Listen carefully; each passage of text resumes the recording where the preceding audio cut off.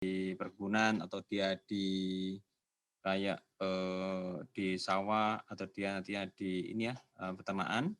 Ini nanti sini ada satu node-nya yang akan ditransferkan dari satu node ke node yang lainnya.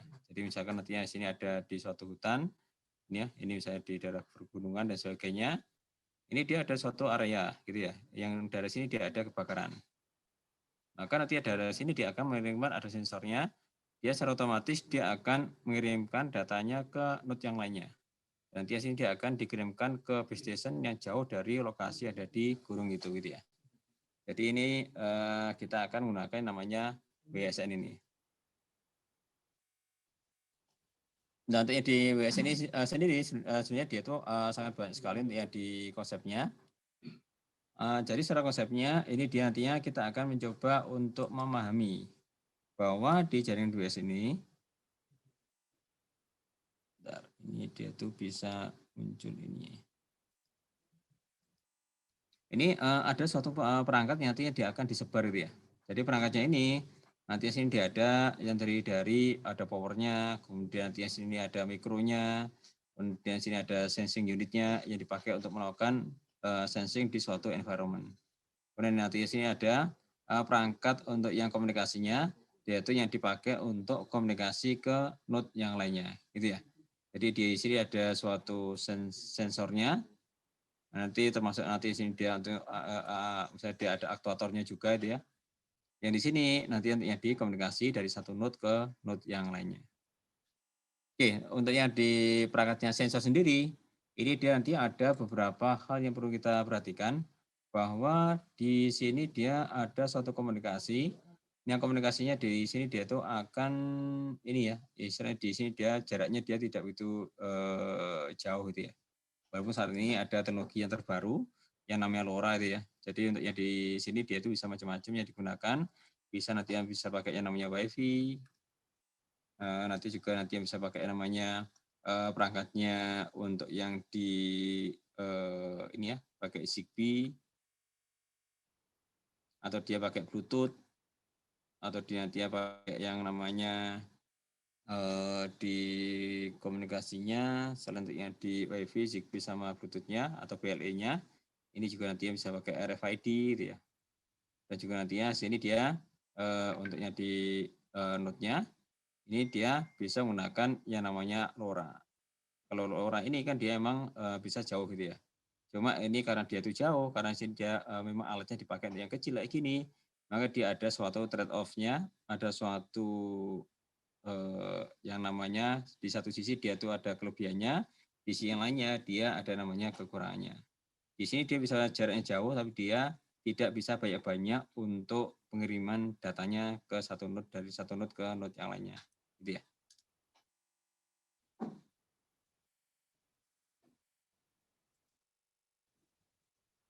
Nggak bisa.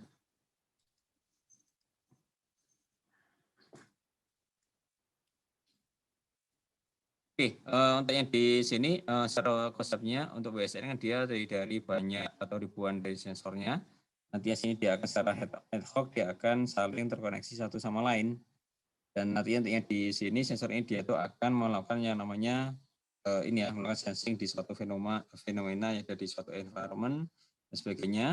Nanti kalau dia ada sesuatu yang kelihatannya aneh atau di sini dia mencurigakan, maka dia akan langsung dikirim datanya ke sisi base station. Ini untuk yang di sini dia tuh mulai dari kebakaran hutan, untuk yang tsunami atau yang lainnya, ini dia tuh bisa melakukan namanya sensingnya di satu areanya ini. Untuk yang di sini juga secara konsepnya, ini biasanya dia dari yang namanya protokol, ada algoritmanya, untuk yang ini ya, bisa dia itu ada kemampuan-kemampuan untuk melakukan organisasi secara sendiri. Mungkin nanti di sini ada beberapa ini ya, aplikasi yang bisa kita gunakan di sini dia nantinya untuk melakukan semacam kayak algoritma ini dia untuk melakukan organisasi secara sendiri ya. Jadi ini dia semacam kayak suatu node dilepas suatu area dan nanti di sini dia di masing-masing node-nya di sini dia itu bisa saling koordinasi satu sama lainnya secara otomatis. Ini dia tanpa setting secara manual, maka sini dia untuk yang misalkan nanti sini ada satu bisnisnya di sini. Ini dia seharusnya untuk yang suatu node-nya kan dia lewatnya dari sini. misalnya. Nah, ternyata suatu waktu ini baterainya habis gitu ya. Nah, ini baterainya habis. Nah, kalau dia kita setting secara manual, maka bisa jadi data ini dia akan langsung terhenti total semuanya, data di sini. Tapi kalau nanti di sini kita menggunakan yang namanya self-organizing capabilities, maka dari node ini dia itu bisa mencari sendiri jalur yang lainnya itu ya. Nah, dari sini kondisi ini baru masuk ke sisi base station. Nah, ini ya. Ini keunggulannya penggunaan dari WSN. Ini kalau dia dipakai di suatu aplikasi. Jadi kalau tadi ada aplikasi kehutanan dan sebagainya, kalau ada satu node di situ dia sudah habis baterainya, berarti kan dia sudah tidak bisa memancarkan, maka di situ dia tidak bisa lagi dipakai untuk melakukan sensing di satu area. Kan kita nggak mungkin ya di satu kayak pegunungan atau di sini dia sekali disebar, kemudian kita ganti satu persatu baterainya. Biasanya penyebarannya juga dari ini ya, dari drone atau dia dari pesawat itu ya. Jadi dia satu pesawat di sini dia di satu area yang dia susah untuk yang jangkauannya, maka dari sini dia akan langsung disebar beberapa node sekaligus di area dari sini. Nah, ini setelah disebar kayak gini, maka dia secara otomatis dia akan bisa saling interkoneksi satu sama lain. Nah, ini kalau kita bandingkan sama yang namanya jaringan ad hoc yang biasa, kan kita juga bisa membangun jaringan PC yang biasa gitu ya. Jadi mungkin nanti dari laptop ya dari sini. Ini dia nantinya kalau kita kalau kalian mau main game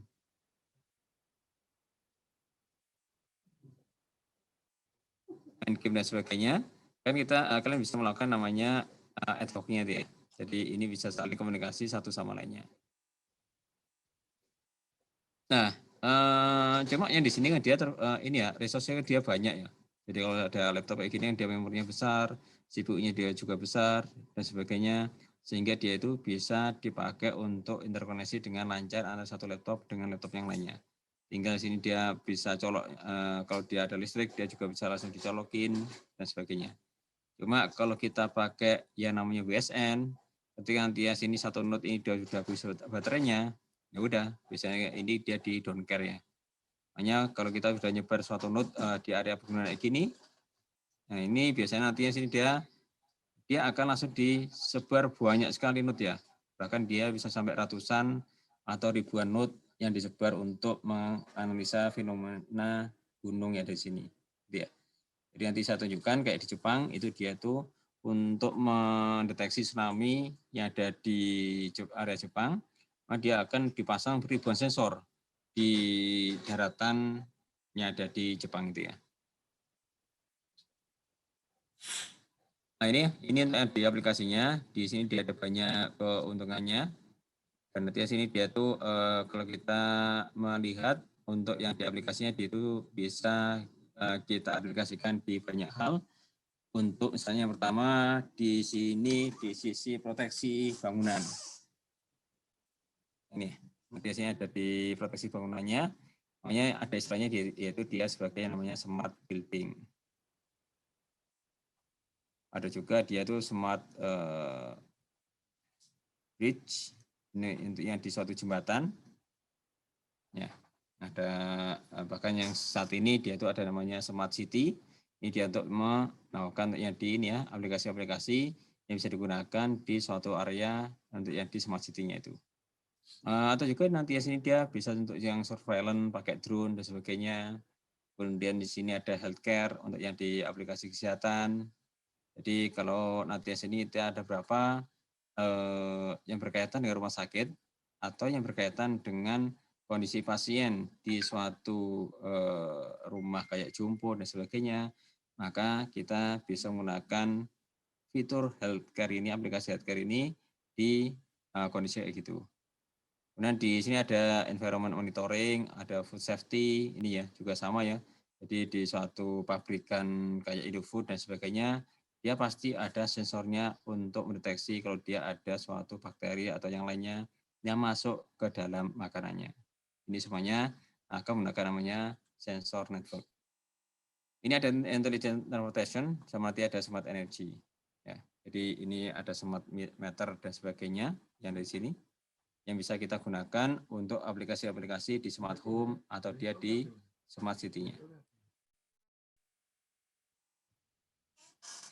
Baik, ini beberapa aplikasi yang bisa diterapkan. Ya, jadi kayak ini dia untuk yang di suatu tentara, pergerakan tentara dan sebagainya. Ini nantinya untuk yang di kayak pada waktu perang Iraknya Amerika kan dia banyak menyebar ini ya sensor kayak gini disatukan dia pakai pada masjid dan sebagainya. Sehingga untuk mengetahui pergerakan musuh dan sebagainya, ini langsung disebar sensor di suatu area. Nah, untuk nyebar sensornya kan dia nggak mungkin ini ya prajuritnya disuruh nyebar satu persatu. Biasanya dia ditaruh di drone, kemudian sama drone-nya yang sini dia dilepas untuk di satu areanya ini. Kemudian dia secara otomatis dia akan langsung mendeteksi fenomena mungkin ada gerakan musuh atau sini dia ada ini ya untuk mendeteksi berapa tanknya, ada berapa orangnya dan sebagainya bisa dilakukan pendeteksian dari sensor-sensor yang dipasang di suatu area gini. Ini juga sama, dia dipakai di peternakan. Ini dia untuk yang di peternakan kelinci atau ini ya. Ini dia untuk mengetahui ada predator yang akan mangsa, maka di sini dia akan dipasangi beberapa sensor sehingga kalau dia ada predator yang mau makan di daerah sini, maka dia akan bisa langsung memberikan alert atau dia ada aktuatornya akan membunyikan alarm dan sebagainya sehingga predatornya akan pergi dari daerah peternakan ini. Atau ini nanti untuk di pertanian.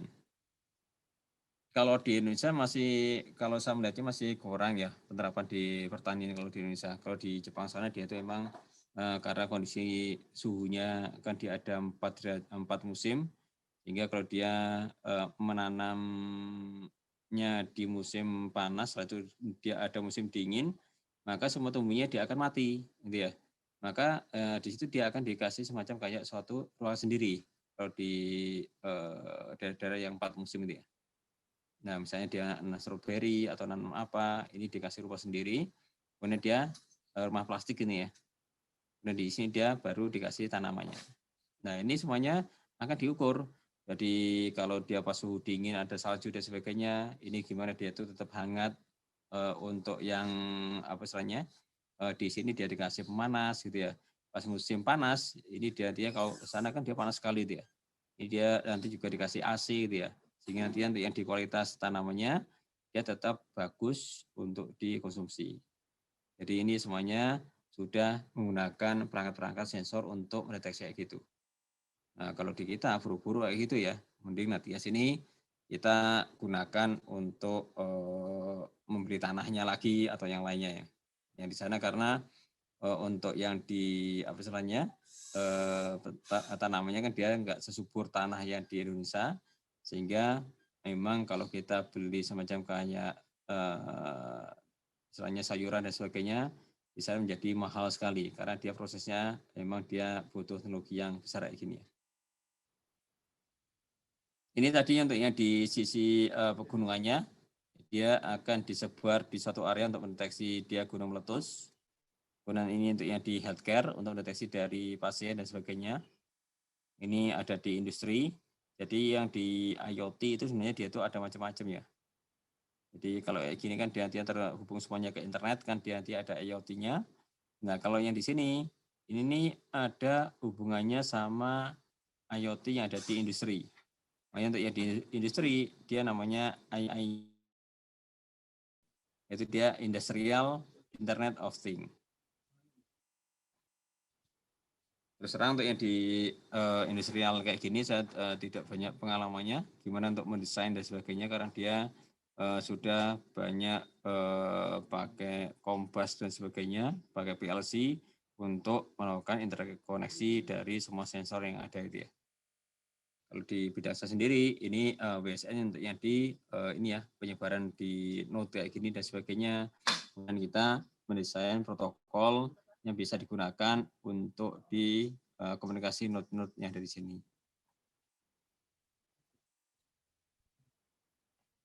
Oke, ini contoh dari WSN-nya. Nanti kalau di sini kita ada semacam banyak di hardware-nya. Kita juga mungkin nantinya sekarang juga lagi booming. Ya, jadi yang di sini kita ada untuk lari, untuk mengetahui jauh mana berapa jarak yang sudah kita ini ya tempuh. dari sensor yang dipasang di jamnya ini. Kemudian nanti sini dia berapa kalori yang sudah terbuang, berapa langkah yang sudah kita lampaui dan sebagainya. Jadi semuanya bisa dilakukan atau di sini dia bisa ditaruh di badan atau di sepeda atau di ini ya, untuk melakukan filter dari berapa ini ya. Kalau ini dia dari sisi environment-nya, sehingga semuanya nanti dia akan bisa dikontrol dari sebuah perangkat-perangkat HP itu ya, atau smartphone. Oke. Kemudian yang berikutnya, ini untuk yang di aplikasi WSN, di sini dia ada 3 kategori. Nantinya akan digunakan. Jadi yang pertama di sini dia dipakai untuk yang di monitoring objek. Jadi kayak semacam tadi, ini kayak untuk monitoring dari ternak sapi gitu ya. Atau dia untuk monitoring dari pasien di rumah sakit. Atau dia dipakai untuk monitoring dari tanaman yang ada di suatu ini ya, kayak di Jepang ini dia untuk kapan dia itu tumbuh dan sebagainya. Ini ya, ini kalau nantinya dipakai untuk yang di monitoring suatu objeknya. Ini juga nantinya bisa dipakai untuk monitoring di suatu area, kayak tadi ya, pegunungan atau dia di kelautan, di pertanian, di suatu ternak yang luas gitu ya. Atau dia untuk monitoring dari smart city, dia untuk yang di monitoring dari suatu kualitas udara yang di suatu area. Nah, untuk yang di ini dia juga nanti monitoringnya bisa kedua ini bagian ini ya, yaitu dia area plus dia objeknya. Misalkan di sini dia untuk yang di peternakan biasanya kalau ternaknya cukup sempit ya tidak begitu pengaruh untuk yang sini. Ini kalau berpengaruh kalau dia ternak ini ya, area dari ternaknya dia luas ya. Ya, pernah saya ke Sumbawa, itu dia ada peternakan sapi, itu dia berapa hektar dia tuh untuk melakukan semacam kayak ternak sapi.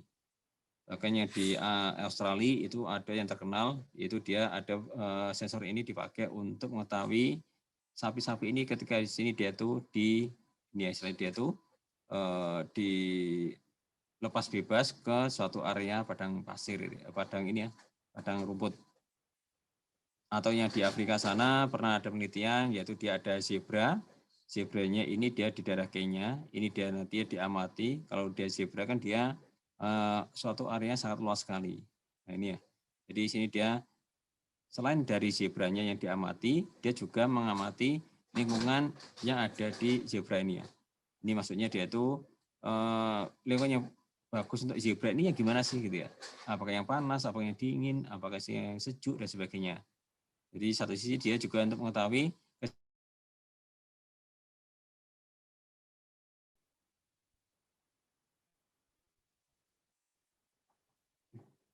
Oke. Ini contohnya untuk yang di monitoring area ya. Jadi nanti di sini dia itu ada yang untuk yang di environment, nanti untuk yang di agriculture, ada di indoor climate, ada military surveillance, nanti untuk yang di intelligent alarm. Jadi ini nanti untuk yang di satu areanya kita bisa melakukan monitoring banyak hal gitu ya.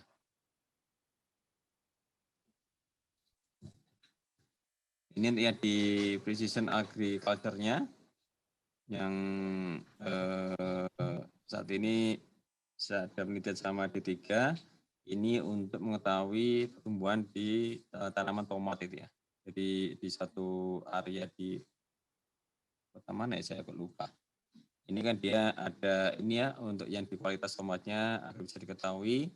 Nanti sini dipasangi berapa sensor yang ada di tanamannya ini. Jadi ini nanti ada node-node yang dipasang di satu areanya sehingga nantinya ini dia akan mengetahui kapan di sini dia masa panennya, kapan kalau di sini ada penyakit dan sebagainya, dia itu bisa langsung dikirimkan informasinya ke sisi gateway. Sehingga dari sini nanti dia akan si pemiliknya dia akan mengetahui, oh tanam saya dia akan ada berapa penyakit yang masuk ke dalam tanaman saya itu ya. Jadi ini dia sebagai namanya precision agriculture. Memang untuk yang di Indonesia saat ini belum begitu banyak yang ini ya aplikasinya. Tapi nantinya sini dia semakin lambat laun karena dia perangkatnya juga akan semakin murah. Mungkin nanti akan banyak orang tertarik juga untuk menggunakan dari perangkat ini.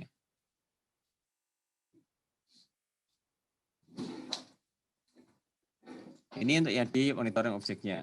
Untuk yang di objeknya juga nantinya bisa dimonitoring dari struktur bangunan. Ini dia kalau dia ada keretakan di bangunannya, ada ekofisiologinya, ini untuk yang di ekosistemnya, ini untuk perbaikan dari suatu kondisi, ada diagnosis dari medicalnya, sama untuk yang di mapping dari suatu area perkotaan. Ini nantinya dia bisa dipakai untuk yang di monitoring objeknya. Ini kalau dia interaksi antara objek sama space-nya, ini bisa kita gunakan misalnya dia untuk habitatnya ini ya, untuk mengetahui kondisi hewan yang buas dan sebagainya. Mungkin nantinya kalau kalian sering melihat di natural geography,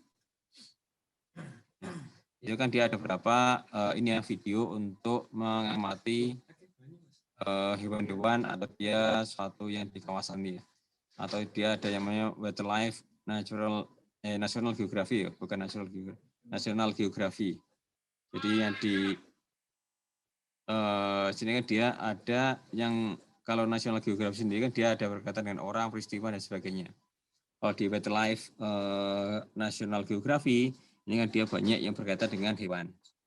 Nah, yang di sini kita bisa masang banyak sensornya untuk yang di hewan-hewan itu ya. Ini kan tadi sudah saya sebutkan kayak di apa itu zebra dan sebagainya di Kenya itu ya. Atau yang di yang selain itu ya hewan-hewan buas yang harimau dan sebagainya. Kemudian untuk mengetahui berapa populasinya, berapa di sini dia tuh yang ini yang migrasi dan sebagainya. Ini bisa kita pasangi dengan sebuah perangkat sensor. Atau dia juga bisa untuk yang di disaster management. Yang di sini, ini dia tuh bisa untuk mengetahui atau memanage suatu ini ya, misalnya di sini dia semacam kayak area kayak gempa bumi, intinya. Nah ini bisa kita gunakan yang untuk yang di disaster management. Ada juga yang modelnya emergency response. Atau bisa itu computing, atau dia asset tracking, atau dia nantinya pakai namanya healthcare. Nah ini banyak dari Amerika, dari Eropa ini yang menjadikan Afrika ini sebagai ladang penelitiannya itu ya. Jadi semacam kayak di Kenya ini kan biasanya areanya dia juga sangat luas dibandingkan sama kalau kita di Eropa atau di Amerika mungkin dia terbatas untuk yang di area penelitiannya, sehingga banyak peneliti-peneliti yang di Eropa sama di Amerika ini datang ke Afrika hanya untuk kepingin desain sistem komunikasinya sudah mereka bangun ini langsung diaplikasikan di kondisi real ini ya. Jadi dipasang di zebra ini dan sebagainya. Dan memang untuk yang di dana penelitian yang ada di apa istilahnya di Eropa sama di Amerika dia sangat besar sekali ya. Ya kalau kalian nantinya dari S2 ini melanjut ke S3, kalau di Eropa di situ dia mesti di tiap kampus, di tiap lab itu dia mesti ada promosi, ada lowongan dia. Dicari mahasiswa S3. Dan yang di sana mesti rata-rata dia S3 ya. Yang di apa istilahnya lowongan-lowongan yang ada di lab. Sehingga kalau ini biasanya ini ya visual lab dan sebagainya. Jadi kita bisa langsung mendaftar ke lab yang bersangkutan. Nah gitu ya. Karena memang dana, nggak tahu saya juga pada kayak di Jerman itu dia mulai dari SD, SMP, SMA, kuliah, sampai S3 itu dia gratis semuanya. Saya juga nggak tahu mereka biayanya pemerintahnya itu dari mana saja ya. Kok dia bisa menggratiskan mulai dari level dasar sampai dia level pendidikan tinggi itu ya. Ini untuknya di disaster management. Ini ada di Jepang sana ya. Kebetulan penelitian saya, ini juga yang berkaitan dengan kondisi natural disaster. Jadi waktu itu ada proyek sama Sensei. Ini gimana untuk menangani atau di sini dia evakuasi korban. Jadi ketika nanti sini dia tuh ada suatu informasi, ada sensor yang ada di sini, yang dipasang sini, ini nantinya ada yaitu peringatan tsunami dan sebagainya, maka informasi ini dia akan langsung diberikan ke pemerintah daerahnya.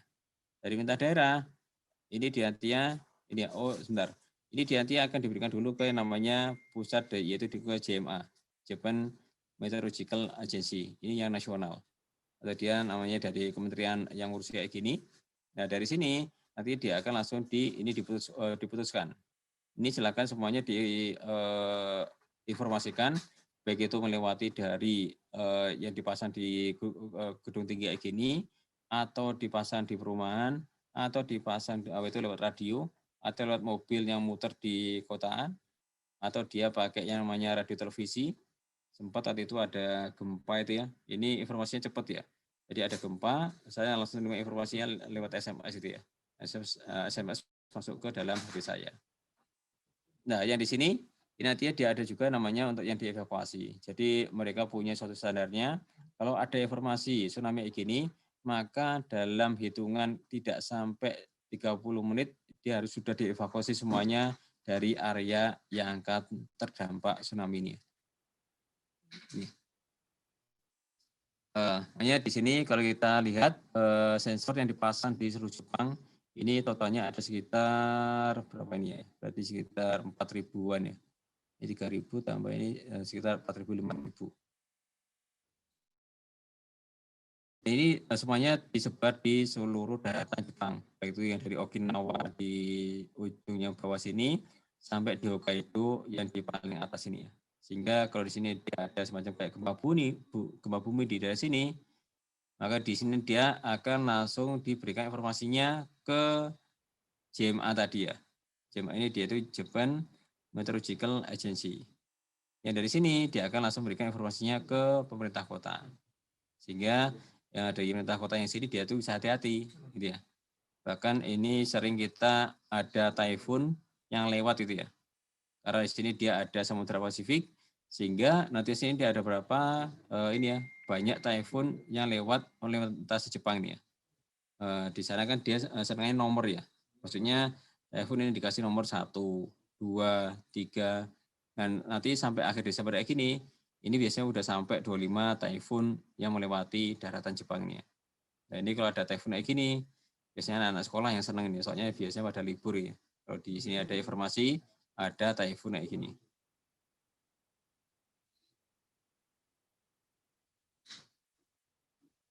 Ya, sehingga untuk yang di sini, makanya kalau di WSN ini kita mainnya di aplikasi apa yang nantinya akan kita kembangkan di situ gitu ya.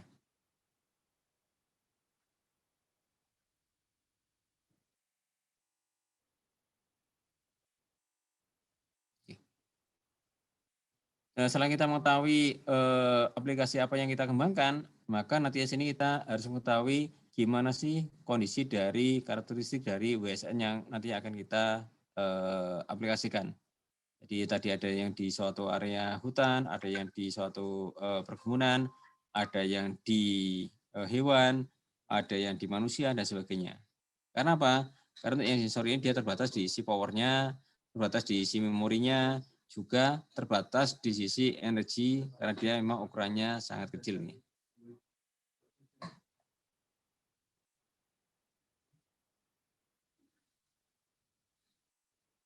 Nah ini untuk yang di desainnya, ini ada beberapa challenge yang bisa kita gunakan karena untuk penelitian di sisi WS ini dia ada banyak sekali ini ya, misalnya dia kayak masih terbuka sekali ya untuk yang penelitian di sisi WSN. Jadi sini dia itu semacam kayak heterogeneity-nya, yaitu maksudnya antara satu node dengan node yang lainnya bisa jadikan dia beda-beda. Bisa jadikan di sini dia pakai yang pakai perangkatnya Arduino, yang di sini dia pakai yang Raspi, yang lainnya dia pakai yang mode-mode yang lainnya, sehingga ini kan dia berbeda isi perangkatnya, mungkin dia beda isi antenanya, mungkin dia juga beda dari sisi perangkat-perangkat sensor yang lainnya. Ini dia namanya heterogeneity-nya. Kemudian di sini dia ada namanya distributed processing. Makanya nanti di sini dia tuh dari sensor yang sudah ada kayak gini, maka dia akan langsung koneksikan ke sisi internet. Makanya kalau kita bicara di IoT, maka semua data yang sini kan dia bukan hanya data secara mentah yang nanti akan dihasilkan oleh si node ini. Nanti di sini dia datanya juga akan dikirimkan ke sisi server. Nah, maka nanti di sini ada istilahnya ada cloud computing, ada fog computing, ada edge computing dan sebagainya nih. Jadi ini nantinya gimana proses yang dilakukan ini tidak dilakukan prosesnya semuanya di isi cloud. Mungkin nantinya dia bisa dilakukan di isi gateway sini atau mungkin nantinya sini dia diisi end device-nya untuk melakukan proses-proses yang diperlukan di node-nya ini ya. Ini juga ada low bandwidth, makanya kenapa LoRa yang saat ini banyak digunakan, ini dia itu memang bisa jauh, bisa sampai 1 sampai 2 km, bahkan ada beberapa perangkat, ini dia itu bisa sampai 15 km untuk yang di LoRa-nya ini. Cuma di sini dia itu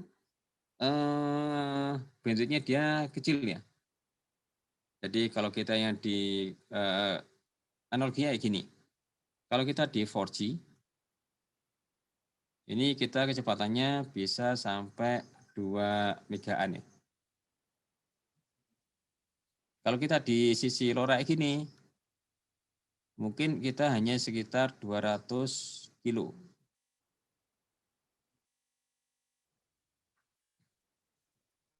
Bahkan kurang ya. Jadi nantinya di sini ada berapa spek dia nggak sampai 200 kilo ya. Jadi dia mengertinya sini dia hanya 10 atau 20 kilo dan sebagainya.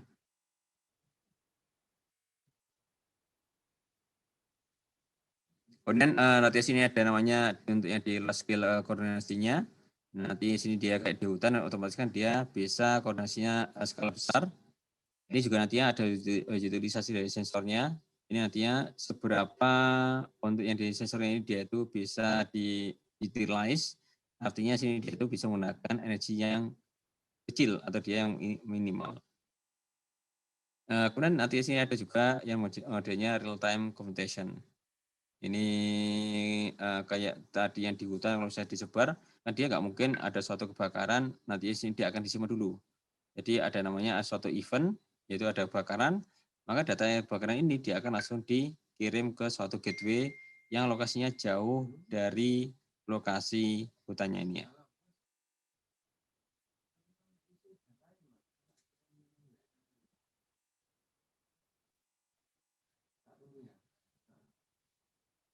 Kemudian nanti ada challenge untuk yang di WSN. Ini ada ini ya, yang mungkin nantinya penelitian di WSN nantinya ada banyak sekali yang bisa dioprek gitu ya. Jadi yang pertama ini masalah energi efisiensinya, yang jelas ya. Karena kita nggak mungkin nantinya kita pasang suatu ini ya banyak node yang ada di hutan dalam satu hari 2 hari dia sudah habis baterainya. Nah kalau di hutan kan dia kalau bisa dia bisa berhari-hari, berbulan-bulan, bahkan dia bertahun-tahun gitu ya. Ini kalau untuk yang di kondisi energi efisiensi. Ini juga nantinya ada terbatas di sisi storage-nya sama komutasinya. Makanya kenapa di situ ada istilahnya cloud computing, ada fog computing, karena untuk suatu proses komputasinya, ini nantinya kalau dia semuanya dibebankan ke sisi node, maka node-nya dia akan menjadi lambat. Nanti ujungnya dia nantinya akan cepat boros baterainya.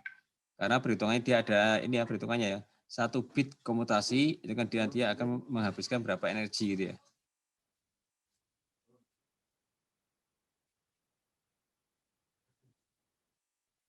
Kemudian dia di sini ada low bandwidth, sama dia di sini ada yang namanya high error rate-nya.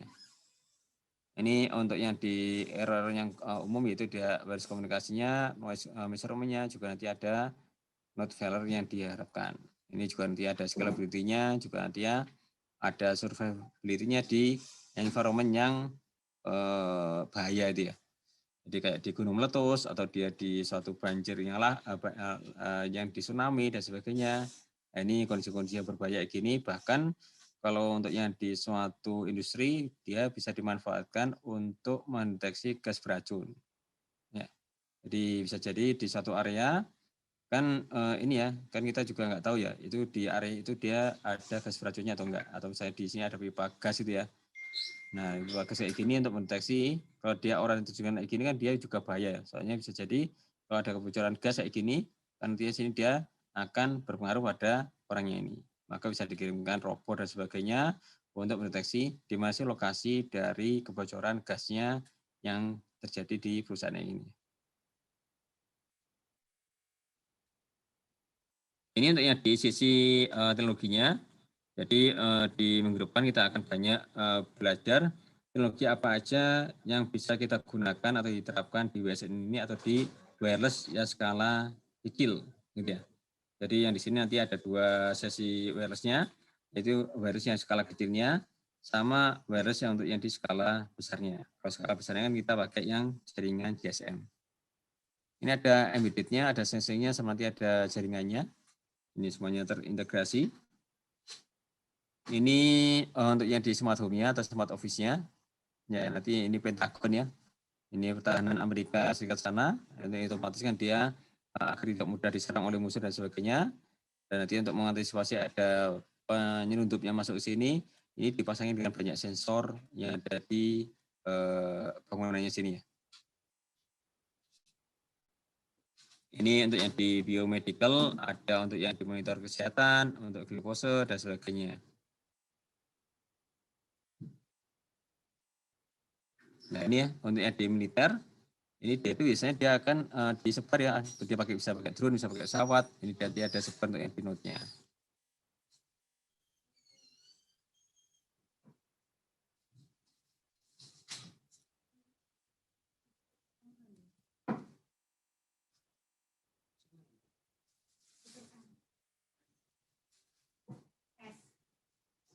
Ini untuk yang di industrial atau komersialnya. Jadi nanti ada berbagai macam industri yang bisa menggunakan dari penggunaan untuk yang di WSN ini. Jadi ada agriculture crop kondisinya, ada inventory, ada proses dan sebagainya. Ada juga nanti ya bisa untuk melakukan tracing dari pencuri atau dia untuk yang diisi customer. Yang untuk saat ini kita juga bisa untuk melakukan tracing dari pasien apa itu yang OTG-nya COVID itu ya. Jadi dengan adanya kayak gini nantinya dipasang sensor dan sebagainya, nanti untuk melakukan tracing dari penderitanya untuk jadi COVID-nya ini.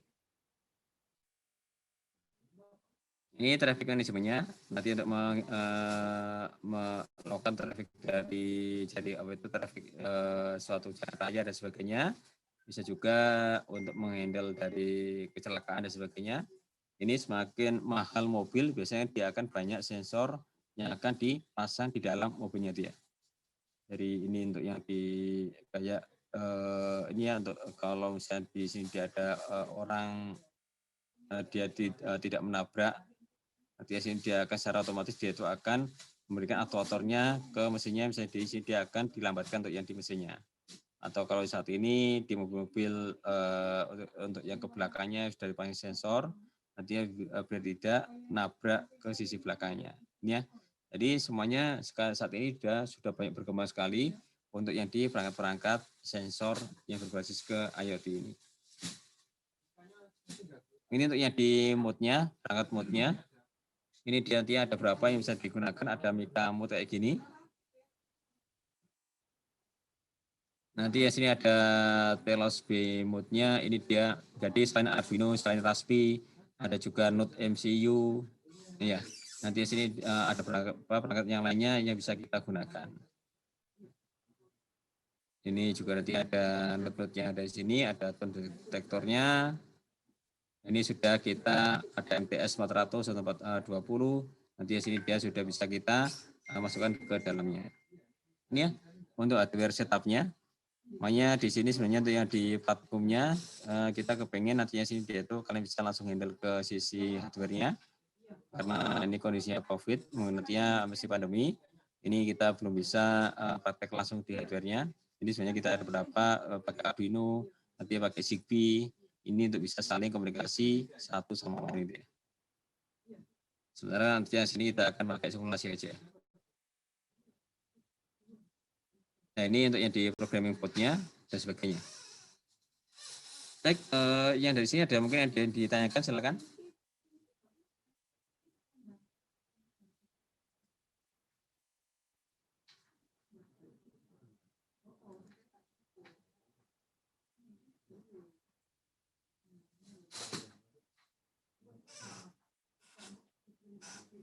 Nah, sebenarnya untuk yang di sisi praktikumnya ini ada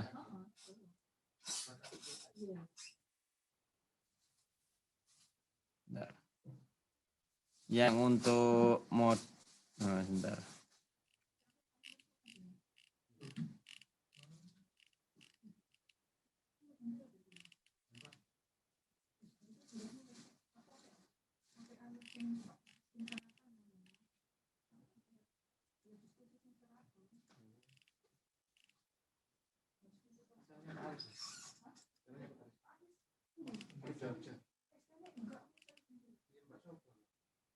Ya ini ya.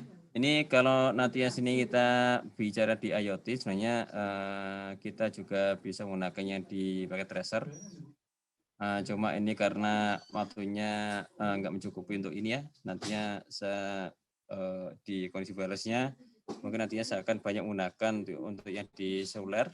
Karena di seluler nantinya juga ada banyak yang bisa kita ubah gitu ya. Jadi ini saya berikan gambaran aja.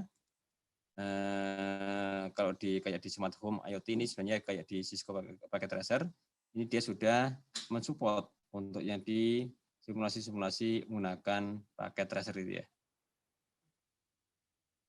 Enggak muncul.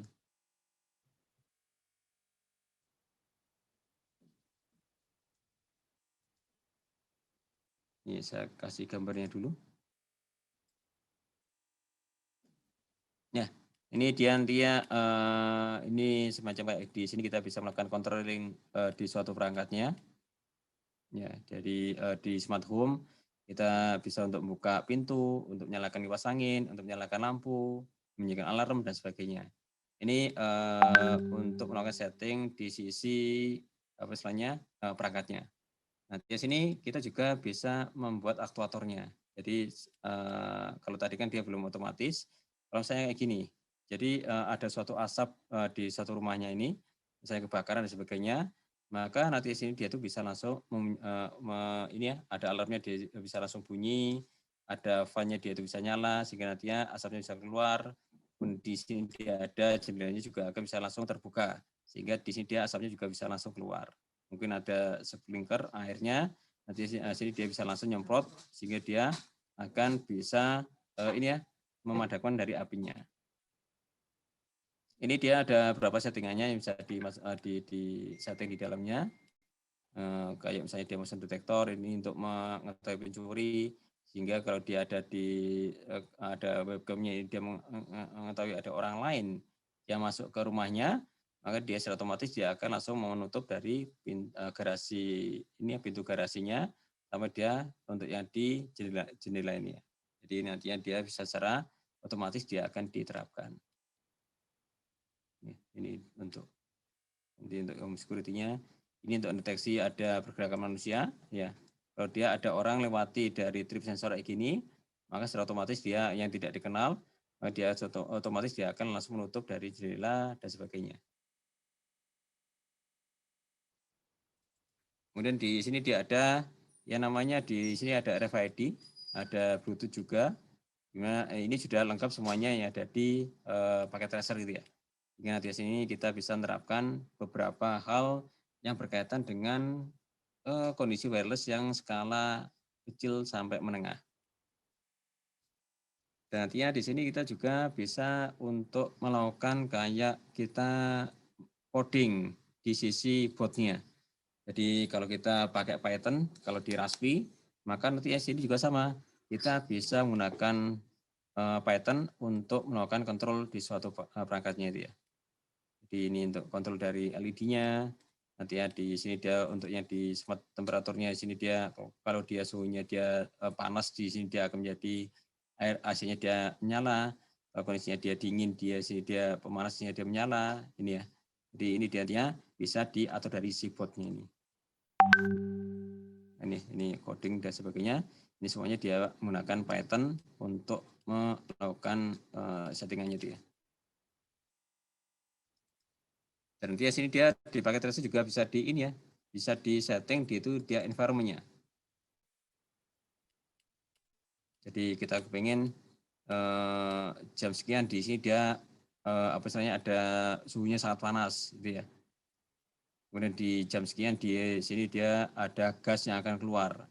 Sehingga kalau kita desain suatu aplikasi IoT, ini kita bisa langsung membuat simulasinya. Oh, jam 3 dia akan sensornya ini dia akan nyala. Oh, jam 5 dia sensor ini dia akan nyala. Ini untuk memastikan di sini dia semua sensor yang sudah kita setting, nantinya sini dia bekerja dengan baik, gitu ya.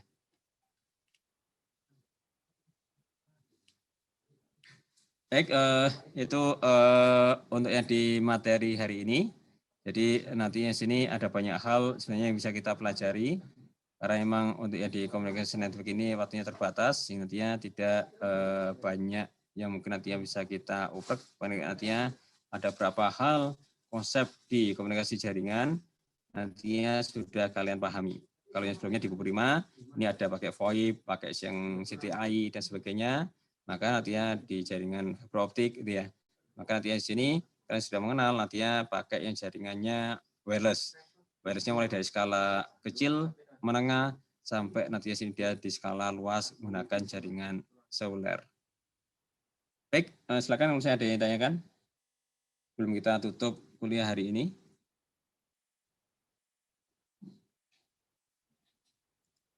Enggak ada, Pak. Alhamdulillah ya.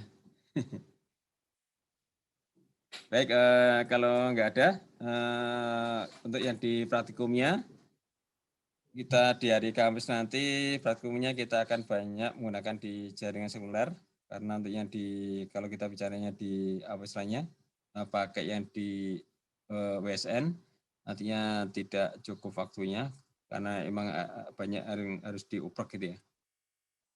Baik, untuk yang hari ini kurang lebihnya saya mohon maaf. Saya akhiri. Assalamualaikum warahmatullahi wabarakatuh. Waalaikumsalam. Terima kasih Pak Zen. Salam. Terima kasih Pak. Saya izin live ya. Iya, Pak.